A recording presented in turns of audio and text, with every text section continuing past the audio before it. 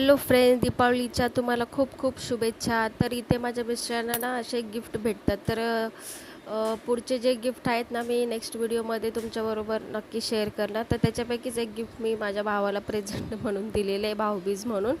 तर त्याच्यात चपाती ठेवायचा डब्बा आणि आपला टिफिन बॉक्स होता. आणि इथे बघा माझी माऊ आणि माझी आई कशी सुरसुऱ्या वगैरे पेटवतात ते.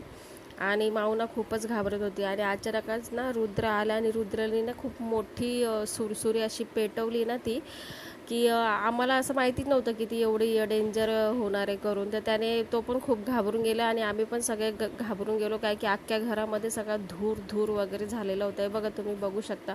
आणि आम्ही ना खूपच सगळेजण खूपच घाबरून गेलो की बाबा आता काय होईल काय नाही. तर आमचे गॅस वगैरे पण चालू होते.